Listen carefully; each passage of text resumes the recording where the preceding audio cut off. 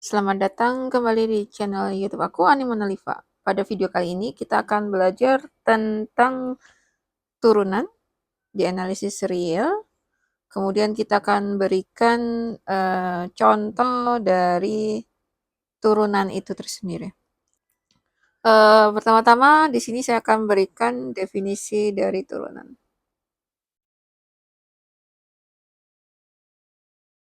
Definisi turunan.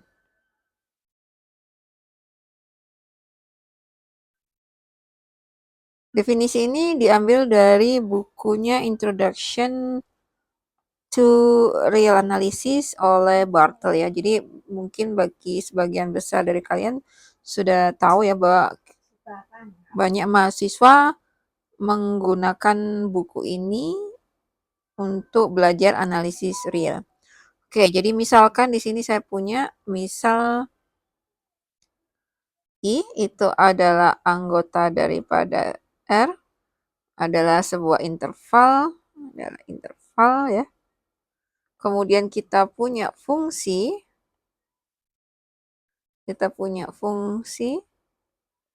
I ke R, dan juga kita punya ini C adalah anggota daripada I ya. Jadi bilangan real L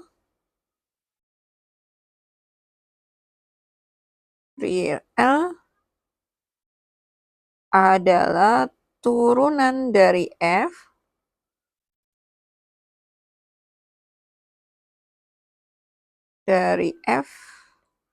di titik C jika untuk setiap epsilon. Jadi ini sama kayak di yang kontinu ya, pakai epsilon delta ya. Jika untuk setiap epsilon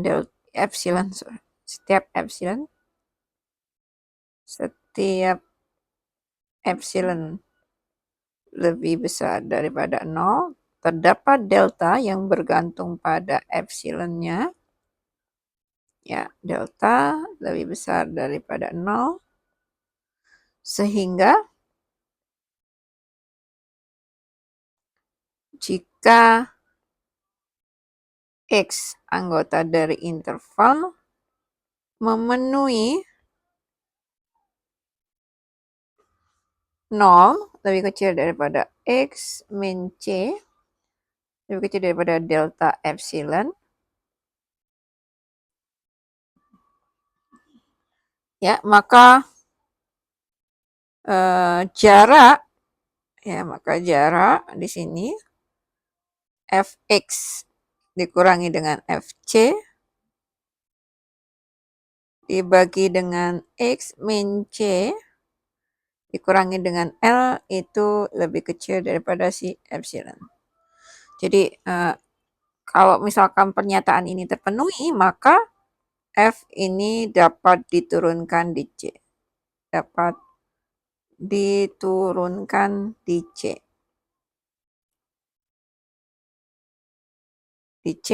Dan turunannya itu nanti akan sama dengan L.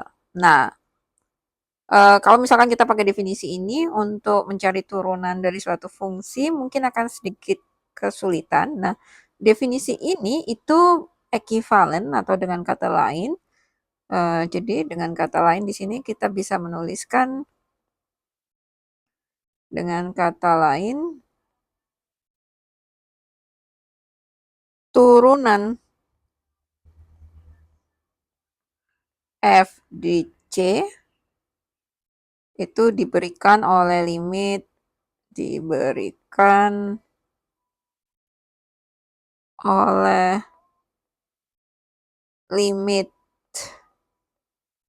F aksen C sama dengan limit X mendekati C Fx min Fc dibagi dengan X min C. Dengan syarat limitnya ini ada ya. Jadi nanti turunannya bisa dicari seperti ini dengan syarat limit ini ada.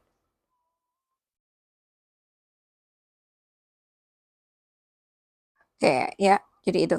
Eee, kita sudah bicara dengan definisinya, sebenarnya ini juga bisa ekivalen ya, pernyataan ini gitu ya, pernyataan ini tuh bisa juga ekivalen kalau kita mencari, turunan itu bisa juga kita menggunakan yang, rumus ini ya, waktu kita belajar di kalkulus ya, jadi limit X mendekati sorry, H mendekati 0, bentar ya, H mendekati 0 di sini ya, H mendekati 0 F X plus H kita kurangkan dengan Fx ini dibagi dengan H. Nah, ini tuh sama aja ekivalen.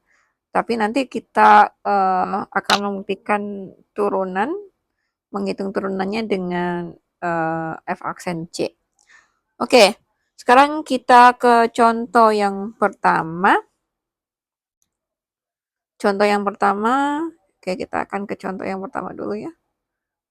Di contoh yang berikutnya kalian bisa lihat di video yang selanjutnya. Oke, contoh yang pertama di sini saya punya, oke saya pakai pink aja semua nggak apa-apa. Diberikan sebuah fungsi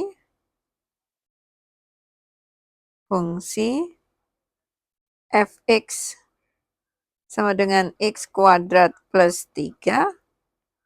Kemudian soalnya di sini adalah tentukan turunan f aksen x di titik x sama dengan 2. Nah, ini untuk menyelesaikannya kita akan menggunakan definisi dari turunan yang sudah kita tulis ya. Jadi di sini kita akan menuliskan langsung f aksen c sama dengan limit x mendekati c ya. Di sini fx dikurangi dengan fc dibagi dengan x min c. Oke ya, seperti ini teman-teman. Nah, kita tinggal ganti aja untuk C-nya di sini adalah sama dengan 2. Berarti F aksen 2 itu adalah sama dengan limit X mendekati 2. Fx-nya di sini adalah X kuadrat ditambah dengan 3. Kemudian kita kurangkan Fc, ya berarti kan Fc ini 2 kuadrat ditambah dengan 3. Kita bagi dengan X min C. X min C-nya di sini X min 2 gitu dulu ya, kita tulis seperti itu. Nah, kalau kita masukkan nanti jadinya per 0. Jadi tidak terdefinisi. Kita lihat dulu, kita manipulasi dulu. Oke. Limit X mendekati 2. Di sini berarti kita ketemunya adalah X kuadrat ya, ini 2 kuadrat ditambah dengan 3 adalah 7. Jadi min 7 ditambah dengan 3 berarti di sini ketemunya adalah min 4 per X min 2. Nah, kalau limitnya kita langsung substitusi X-nya sama dengan 2, itu jadinya 0 per 0, nanti tidak terdefinisi. Makanya kita akan faktorkan terlebih dahulu.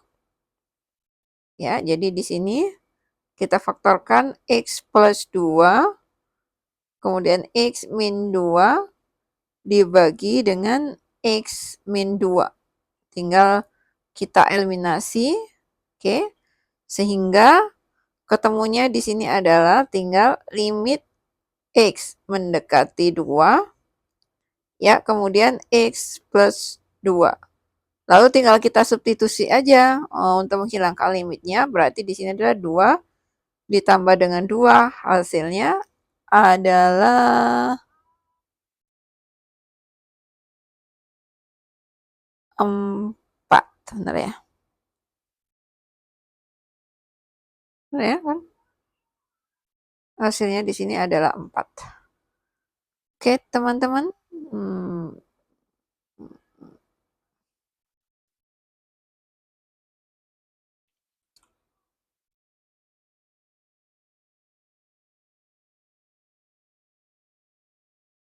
Jadi terbukti.